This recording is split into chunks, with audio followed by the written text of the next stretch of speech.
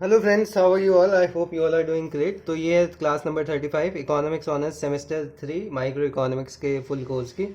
तो इसमें हम पढ़ेंगे लेबर सप्लाई का। ये मैंने आपको सेमेस्टर 1 में ही पढ़ा रखा है, पर यहाँ पे और एक्सटेंसिव होगा और इसके ऊपर आप न्यूमेरिकल भी करोगे। और यहाँ पे दूसरा डिफरेंस क्या होगा कि यहाँ पे ना आपकी एंडोमेंट आ जाएगी। तो एंडोमेंट आने से आपका क्या होगा, जो वर्क पहले क्या होता था, जैसे अगर कोई भी मान लो, जैसे नाम ले लो, सलमान खान ले लो, तो उसके 24 आवर्स होते हैं, मतलब किसी भी इंसान के पास 24 घंटे होते हैं, इससे ज़्यादा तो नहीं होते ना। तो एक दिन में तो उसके पास दो चॉइस होती है, एक तो था आपका पहले वर्क और दूसरा था आपका लेजर। पर यहाँ पे आपकी एंडोमेंट ऐड हो जाती है, तो वर्क की जगह अब क्या आ जाएगा, कंजम्पशन। ठीक है, अब वो क्योंकि उसके पास गुड्स ऑलरेडी होते हैं, तो वो किस रेट पे उसे ट्रेड ऑफ करेगा। ठीक है, उस पे पता लगेगा कि क्या मतलब क्या वेजेस है और इनकम इफेक्ट कैसा है, सब्स्टिट्यूशन इफेक्ट कैसा है। हालांकि सेम चीज़ है, बस इतना सा डिफरेंस है। यहाँ पे ये जो है आपका कंजम्पशन हो जाता है और डायग्राम में भी आपको डिफरेंस यहाँ पे नज़र आएगा। तो आइए देख लेते हैं क्या होगा। तो यहाँ पे इसे किससे डिनोट करेंगे, सी से। बाकी कहानी सेम ही है, एक तरीके से वर्क ही है, पर यहाँ पे कंजम्पशन से हम सी से लेते हैं और इसे किससे लेंगे, आर से, क्योंकि अब आगे जाके आपके फंक्शन वगैरह बनने वाले हैं। तो सी और आर से ही आप इसे डिनोट करेंगे। तो आप सभी को पता है, जब आपकी वेजेस इंक्रीज होती है तो दो इफेक्ट होंगे। कौन से? एक तो होगा आपका सब्स्टिट्यूशन इफेक्ट और एक होगा इनकम इफेक्ट। सब्स्टिट्यूशन इफेक्ट क्या कहेगा कि भाई आपकी वेज बढ़ गई, तो आप अपना लेजर जो खाली समय है वो कम कर दो और काम जो है बढ़ा दो। ठीक है, ये आपका हो गया सब्स्टिट्यूशन इफेक्ट। और इनकम इफेक्ट में क्या होगा, क्योंकि दोनों आपके नॉर्मल गुड माने गए हैं, तो इनका आपका वेजेस के बढ़ने पे आपकी इनकम बढ़ेगी। इनकम के बढ़ने से रियल इनकम के बढ़ने से आपकी क्या कहते हैं, क्या होगा, दोनों नॉर्मल गुड की दोनों की कंजम्पशन इंक्रीज होगी, तो आर भी बढ़ेगा और सी भी बढ़ेगा।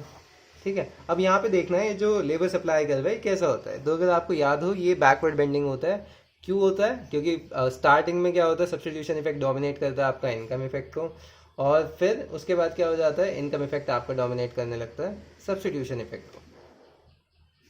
तो पहले डायग्राम देख लेते हैं, जब सब्स्टिट्यूशन इफेक्ट है आपका, सब्स्टिट्यूशन इफेक्ट डोमिनेट कर रहा है इनकम इफेक्ट को। ठीक है, तो ये आपकी इनिशियल बजट लाइन हो गई, ये भी। और यहाँ पे क्या आएगा, यहाँ पे आता था लेजर। मैं चाहूँ तो आर भी लिख सकता हूँ, और यहाँ पे आ जाएगा आपका सी। ठीक है, अब पहले इस पे कोई सा भी आईसी पॉइंट ले लो। ये आपका E1 हो गया, और ये आपकी क्या है, ये R1 है, और ये है आपकी C1। ठीक है, यहाँ तक क्लियर? तो अब क्या हुआ, अब आपकी वेजेस बढ़ गई, जिसके कारण ये ऐसे पाइवट यहाँ पे लग गया आपका। ठीक है, क्योंकि ये रिलेटिवली एक्सपेंसिव हो गई।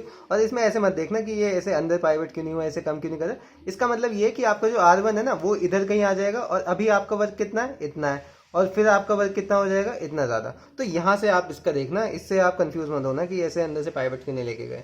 तो फिर क्या हुआ, हाँ, फिर आपका यहाँ पे IC2 आ गया, ये आ गया आपका E2, क्योंकि ये सब्स्टिट्यूशन इफेक्ट है ग्रेटर आपका इनकम इफेक्ट से। तो आपका सी तो बढ़ना चाहिए और आर कम होना चाहिए। तो इस पॉइंट से इधर इधर ही जब आप लेंगे, सर इस पॉइंट से, तभी आपका जो है E2 परफेक्ट माना जाएगा। इस केस में substitution is greater than income effect, क्योंकि इसमें आपका आर कम होगा, सी बढ़ेगा, और E2 यहाँ पे आ ही नहीं सकता, जैसे कि मैंने रीज़न आप ही को बता ही दिया। और पहले वर्क कितना था और इसके बाद कितना हो गया, ये R2 हो गया आपका। अब वर्क इतना ज़्यादा हो गया। ठीक है, पहले इतना था यहाँ से यहाँ तक, अब इतना हो गया। तो ये हो गया आपका सब्स्टिट्यूशन इफेक्ट, और C2 आपका ये हो गया। ठीक है, समझ में आ गया?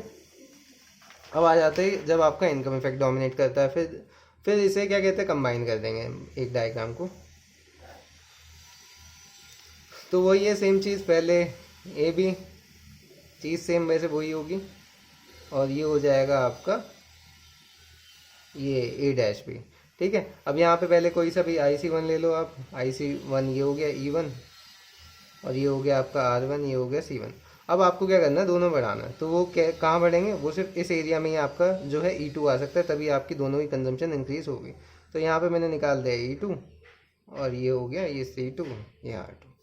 ठीक है, यहाँ तक कहानी क्लियर है, कोई इतना मुश्किल नहीं था। अब दोनों को कंबाइन कर देंगे तो क्या आ जाएगा आपके पास, पहले एक पॉइंट होगा यहाँ तक। ठीक है, क्योंकि एक पॉइंट के बाद मैंने क्या बताया था कि जो इनकम इफेक्ट है वो डोमिनेट करना स्टार्ट कर देता है सब्स्टिट्यूशन इफेक्ट को। जैसे आपके मैंने इसको एग्जांपल भी दिया था कि आपका एक लेवल है कि हाँ ठीक है, यहाँ तक मैं मेहनत करूँगा जब तक मुझ पर फॉर्चूनर नहीं आ जाती या ऑडी नहीं खरीद लेता, कुछ भी, मतलब एक एक लेवल से सेट कर रखा है। ऐसा नहीं कह रहा कि आपने उसके आगे कुछ सोचा ही नहीं है, पर हाँ एक वहाँ तक है। तो जब आप वहाँ तक पहुँच जाओगे ना, फिर आप सोचोगे चल अब थोड़ा आराम कर लेता हूँ, मेरे पास जो भी जीवन में है वो मिलता जा रहा है, तो थोड़ा सा ना आप दोनों चीज़ को बढ़ाओगे, मतलब काम को भी बढ़ाओगे, बट रिलेटिवली जो स्टार्टिंग में जो जोश होता है, क्योंकि स्टार्टिंग में क्या होता है, चीज़ें आप बिल्डअप कर रहे होते हो, तो उसमें आप पूरा पूरा दिन देने को भी राजी होते हो, पूरी रात ना सोने को भी राजी होते हो, ताकि आप, क्योंकि आप वर्क कर रहे होते हो, जैसे जैसे सक्सेसफुल होते जाते हो वैसे वैसे आपका थोड़ा लेजर टाइम जो है वो इंक्रीज होता रहता है। तो ये स्वाभाविक है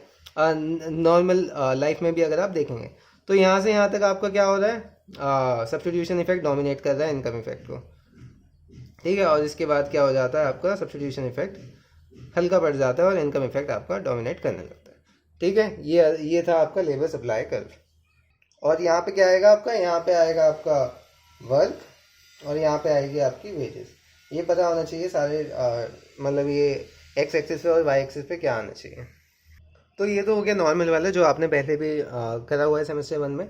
अब आ जाते हैं हम इसमें एंडोमेंट भी ऐड कर देंगे कि पहले से उसके पास कुछ एक एंडोमेंट भी है, ठीक है। अब आ जाता है जो सेमेस्टर 3 वाला पार्ट शुरू होता है। तो जो आपका वैसे लेबर सप्लाई का हो गया इंडिविजुअल के लिए, वो आपका बैकवर्ड बेंडिंग हो गया। इसका मतलब इनिशियली आपकी जब वेज रेट इंक्रीज होती है, नंबर ऑफ आवर्स भी आपके बढ़ते हैं, बट एक पर्टिकुलर लेवल के बाद, एक particular level of wage rate के बाद आपका क्या होता है कि इंक्रीज इन वेज से आपके जो है नंबर ऑफ आवर्स जो है वो डिक्रीज हो जाते हैं, क्योंकि आपका इनकम इफेक्ट क्या कहते हैं डोमिनेट करने लगता है उसके बाद, एक पर्टिकुलर वेज रेट के बाद। तो जब वेज रेट चेंज होता है तो अब 3 इफेक्ट हो जाएंगे। 3 इफेक्ट कौन कौन से होंगे, पहले तो आपका सब्स्टिट्यूशन इफेक्ट, दूसरा कौन सा हो जाएगा, इनकम इफेक्ट को ही 2 भाग में बांट दो, कौन सा, ऑर्डिनरी इनकम इफेक्ट, और आपका तीसरा कौन सा हो जाएगा, एंडोमेंट इनकम इफेक्ट, ठीक है। तो सब्स्टिट्यूशन इफेक्ट मैंने बता ही दिया। सब्स्टिट्यूशन इफेक्ट तो सेम सेम ही रहता है सब में। इसमें ये हमेशा इंड्यूस करता है वर्कर को कि आप ज़्यादा वर्क करें हायर वेजेस पे। This is because wage rate क्या होती है आपकी, अपॉर्चुनिटी कॉस्ट ऑफ लेबर होती है। So at higher wage rate leisure become relatively expensive, therefore worker will substitute work in place of leisure. तो ये सब तो हमें पता ही है, सब्स्टिट्यूशन इफेक्ट सब में ही आपका सेम होना है। अब आ जाती है मेन चीज़, इन दोनों की एक्सप्लेनेशन, ऑर्डिनरी इनकम इफेक्ट और एंडोमेंट इनकम इफेक्ट। तो ये दोनों ही इफेक्ट कोई से भी हो जाए, जो ऑर्डिनरी इनकम इफेक्ट हो गया या एंडोमेंट इनकम इफेक्ट हो गया, ये वर्कर को इंड्यूस करते हैं कि आप कम काम कीजिए हायर वेज रेट पे। This is because at higher wage rate income of a person increases, and with increase in income demand for normal good also increase. Since leisure is assumed to be a normal good, so leisure increases and work decreases. तो यही चीज़ होती है दोनों में। तो अगर अब मैं कंबाइंड इफेक्ट बताऊँ तो कैसे होगा, तो वो मैग्नीट्यूड पे डिपेंड करता है इन तीनों के। स्टार्टिंग में कुछ नहीं होता, ये एक तरीके से है तो इनकम इफेक्ट ही ना दोनों का। तो स्टार्टिंग में वही सेम चीज़ होती है कि इनका सब्स्टिट्यूशन इफेक्ट इनकम इफेक्ट से बड़ा होता है और फिर इनकम इफेक्ट सब्स्टिट्यूशन इफेक्ट से कम होता है। तो बैकवर्ड बेंडिंग वही बनता है, बस यहाँ पे आप आई ई की जगह क्या लिखेंगे, ओ आई ई प्लस ई आई ई, बस ये आ जाएगा, इतना सा डिफरेंस हो जाएगा। और अगर मैं इसका डायग्राम के बारे में बात करूँ तो आइए ग्राफ बना लेते हैं। तो आपका यहाँ पे क्या आ जाएगा, यहाँ पे लेजर आ जाएगा और यहाँ पे आपकी कंजम्पशन आ जाएगी, ठीक है। यहाँ तक कोई दिक्कत नहीं है। ये आपकी इनिशियल हो जाएगी। इनिशियल पे आपके पास अब एंडोमेंट है। एंडोमेंट मान लो कि पहले से कितने घंटे एक तरीके से आपके पास है काम करने को, तो आपके पास एंडोमेंट मान लो 80 हो गई। तो यहाँ पे कौन सा पॉइंट आ जाएगा, ये आपका डब्ल्यू हो जाएगा। ये चाहो तो ये डॉटेड से भी ऐसे बना सकते हो इसके नीचे वाले ग्राफ, क्योंकि मेनली यहाँ से शुरू होता है, वो आगे जाके बस एक्सटेंड हो जाता है, ठीक है, अगर देखा जाए तो हाँ, यहाँ से और एक डॉटेड लाइन यहाँ से खींच सकते हो, ठीक है। तो एक चीज़ ये हो जाएगी। तो ये आपका यहाँ पे आर हो जाएगी, सॉरी, एंडोमेंट जो है, मतलब पॉइंट ले लिया मैंने ऐसे ही, आर ले लिया या डब्ल्यू ले लो, वो कुछ भी ले सकते हो, वो आपकी मर्जी है। तो यहाँ पे ये आर हो गई और ये आपकी ए बी हो गई।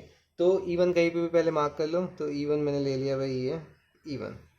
तो यहाँ पे आप देखोगे तो ये हो जाएगा आपका R1। अब फिर यहीं से क्या कहते हैं, यहीं से जो है पाइवट हो जाएगी आपकी। अब दोनों दोनों इफेक्ट ना मैं एक ही डायग्राम पे बता रहा हूँ, आपके इनकम और सब्स्टिट्यूशन इफेक्ट। यहीं से आपकी पाइवट होगी। और कौन सा केस है, जब आपका एंडोमेंट भी ऐड हो जाता है। और यहाँ से आप क्या करेंगे, ये सारी डॉटेड बना देंगे, ये वाली भी डॉटेड है, ये भी आप डॉटेड बना देंगे, ठीक है। ये कौन सी हो गई आपकी, ये आपकी हो गई ए, यहाँ से बी ले लो, और ये आपकी हो गई A B, A dash B ले लो, सेम ही बात है, ठीक है। तो अब आपको सब्स्टिट्यूशन इफेक्ट दिखाना है। सब्स्टिट्यूशन इफेक्ट में क्या होगा, ये इससे ऊपर आएगा जो भी E2 आएगा, क्योंकि आपको इसे कम करना है, इसे बढ़ाना है सीखो। तो यहाँ पे आ गया आपका E2, ठीक है, ये हो गया आपका R2। अब यहीं से एक और पाइवट लगाओगे और वो कुछ इस प्रकार से होती हुई जाएगी।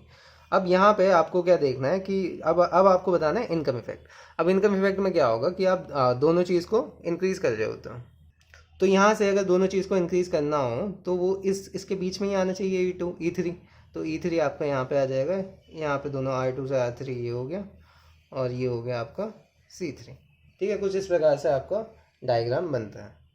अब अगर मैं E1 से E2 की बात करूँ तो यहाँ से यहाँ तक तो आपका सब्स्टिट्यूशन इफेक्ट बड़ा है इन दोनों से, और E2 से अगर E3 की बात करूँ तो यहाँ पे सब्स्टिट्यूशन इफेक्ट छोटा है इन दोनों से, और आपका R3 और R1 जो है वो आपके इंडिपेंडेंट है। ठीक है, तो ये आपका केस हो गया जब आपकी एंडोमेंट भी इसमें आ जाती है, ऐड ऑन हो जाती है। ठीक है, नेक्स्ट क्लास में मैं इसका एक न्यूमेरिकल कर लेंगे और इसे और बढ़िया तरीके से आपको समझ में आ जाएगा। ठीक है, एक आधा न्यूमेरिकल करा दूंगा और ये चीज़ आपको एंडोमेंट के साथ कैसे करनी है न्यूमेरिकल में वो आपको अच्छे से समझ में आ जाएगा।